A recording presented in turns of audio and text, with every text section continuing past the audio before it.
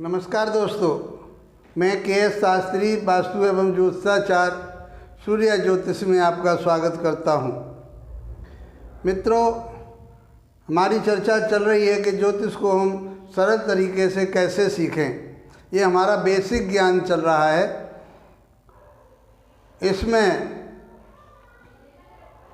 आज अध्याय 25 को लेकर के आए हैं और अध्याय 25 में राशियों का विस्तृत रूप, जो हमने छोटे छोटे रूप में उनको पढ़ा था, कौन सा वर्ण होता है, कौन सी राशि का कौन सा रंग होता है, कौन सी दिशा होती है, ये सब चीज़ें हमने आप लोगों को बताया।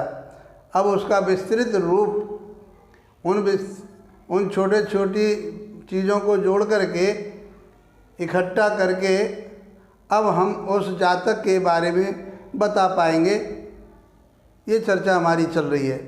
उसमें अध्याय 25 में हमारी राशि आज रहेगी कुंभ राशि या कुंभ लगन।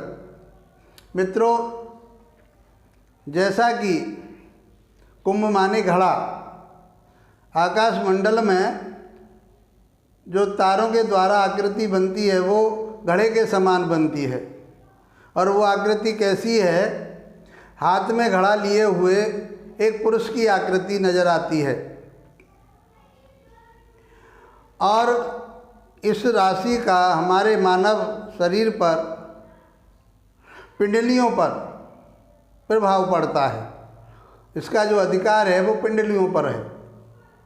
मित्रों, जब रोग पड़ेंगे हम बताएंगे आपको कि पिंडलियों में किसी तरह का रोग आ रहा है तो हम, या कोई परेशानी आ रही है तो हम बता पाएंगे कि उस राशि को देखेंगे, उसके स्वामी को देखेंगे और बहुत सारी चीज़ें आगे चल कर के बताएंगे।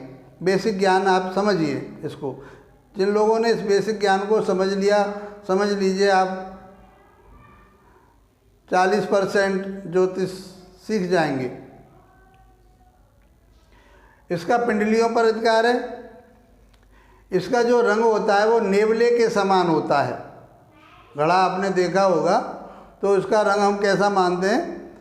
घड़े के समान या ऊंट के समान भूरा माना जाता है। इस कुंभ राशि के जो स्वामी हैं, स्वामी इसके शनि माने गए हैं। कुंभ राशि के स्वामी शनि होते हैं। मकर के भी स्वामी शनि होते हैं। शनि के पास 2 राशियों पर अधिकार है, तो इसके स्वामी कौन हुए? शनि हुए। और ये वायु तत्व की राशि है। वायु तत्व की राशि होने का अर्थ है कि इसका जो, ये उच्चा अभिलाषी होते हैं। इनकी सोच बहुत अच्छी होती है, बड़ी सोच होती है।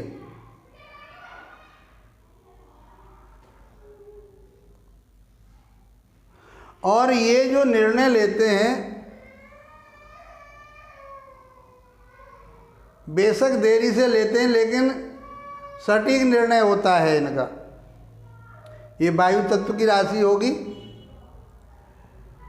पश्चिम दिशा की स्वामी है। जब इसको हम देखेंगे तो हम इससे, इस राशि से पश्चिम दिशा का अनुमान लगाएंगे।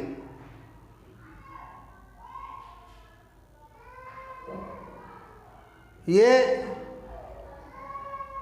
दिशाओं के बारे में बहुत मदद करेगी, चाहे वो शादी हो, चाहे गया हुआ व्यक्ति हो, घर से रूठ के चला गया हो, व्यापार की बात हो, नौकरी की बात हो, किसी शहर की बात हो कि मैं घर से कौन से शहर की तरफ, बहुत सारी बातें हम इसी के माध्यम से, देखिए धीरे धीरे हम आगे की तरफ को बढ़ रहे हैं, बता पाएंगे आप लोगों को। ये शूद्र वर्ण की राशि होती है और इसकी जो प्रकृति होती है वो स्थिर होती है। कैसी राशि है ये? स्थिर स्वभाव की है। तो ऐसी राशि वाला जातक स्थिर प्रकृति वाला होगा। किसी काम को, अर्थात अपने बात पर टिकने वाला होगा, दृढ़ होगा, सोच समझ करके काम करने वाला होगा, आत्मविश्वासी होगा। ये सारी चीज़ें हम इसी स्थिर प्रकृति के आधार पर बता पाएंगे। इसकी बुद्धि कैसी होगी? कुशाग्र बुद्धि होगी। ये पुरुष लिंग की राशि है। जब राशियों के बारे में बताया तो इसको पुरुष लिंग माना गया है, पुरुष लिंग की राशि हैं। हमने बताया था जितनी भी राशि विषम राशियां हैं वो पुरुष लिंग में आती हैं। और इनका जो स्वभाव होता है वो कैसा होता है? क्रूर स्वभाव होता है। ये दिवावली होती है, दिन में इनका प्रभाव बहुत रहता है।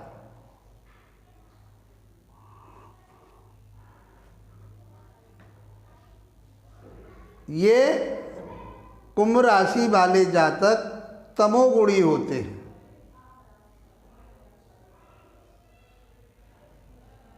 कुंभ लग्न के या कुंभ राशि के जातक कैसे होते हैं?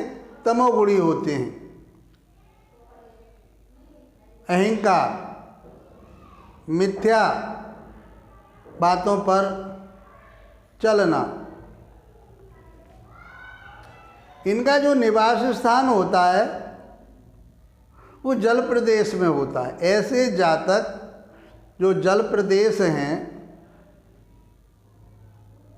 समुद्र के आसपास हो गए, जहाँ पानी ज़्यादा है वहाँ के आसपास के क्षेत्रों में ये घूमने जाएंगे तो उन्हीं क्षेत्रों को ज़्यादा पसंद करेंगे। व्यापार करेंगे तो उन्हीं क्षेत्रों में जा कर के कर सकते हैं, लाभ होगा। तो इनका जो निवास स्थान है ज़्यादातर जल प्रदेशों में रहता है। क्योंकि मनुष्य के हाथ में घड़ा लगा हुआ है इसलिए ये द्विपद राशि मानी गई है। मानव साइन की जो राशि हैं, मानव राशियां जितनी भी हैं वो सब द्विपद मानी गई हैं। उनके 2 पैर होते हैं। तो इसके कितने पैर हैं? 2 पैर वाली राशि है।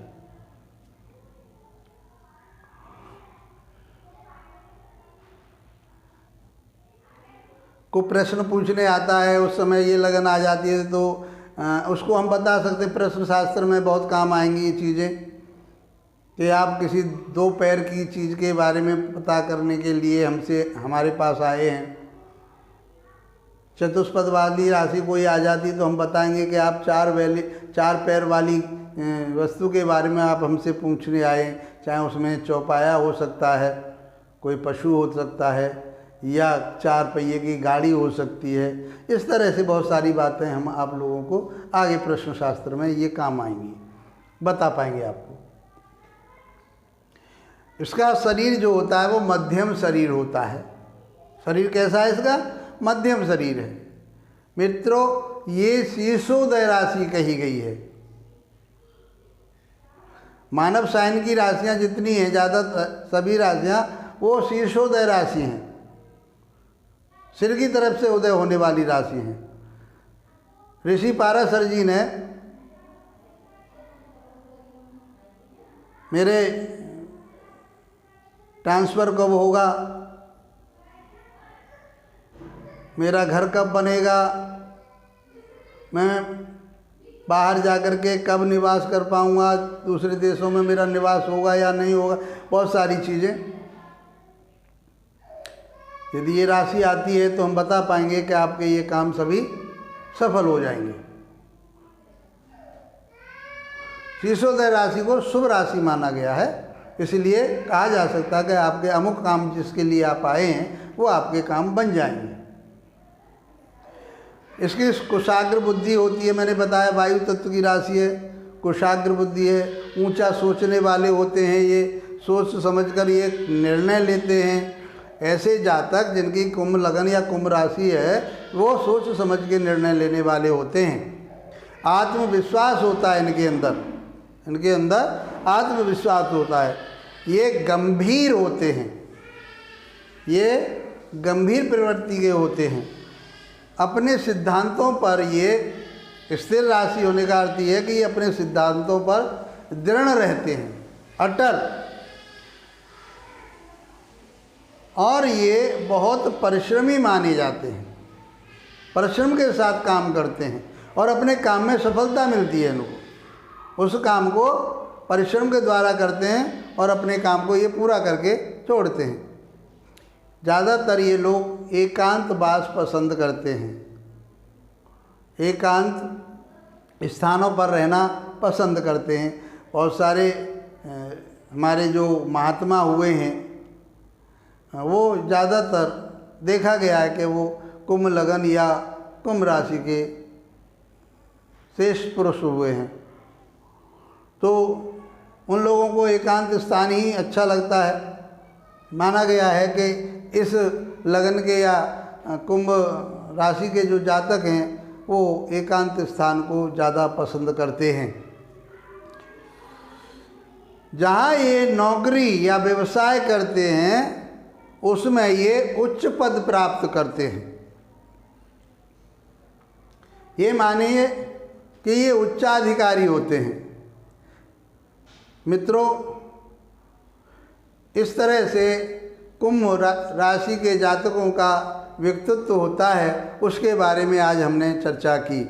और इसमें बहुत सारी चीज़ें जब आप पढ़ोगे, अध्ययन करोगे तो बहुत सारी चीज़ें मिलेंगी आपको।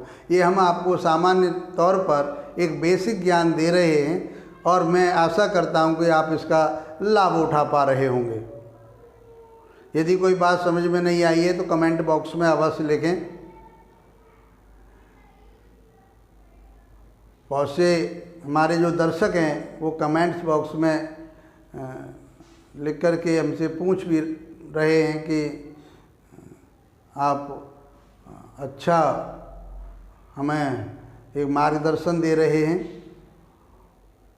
तो आशा करता हूँ कि आपको ये पसंद आ रहे होंगे। तो पसंद आ रहे हैं तो इसके लिए लाइक कीजिए, शेयर कीजिए ताकि लोगों को लाभ मिल सके। सब्सक्राइब कीजिए, बेल आइकॉन को दबाइए। धन्यवाद दोस्तों, नमस्कार।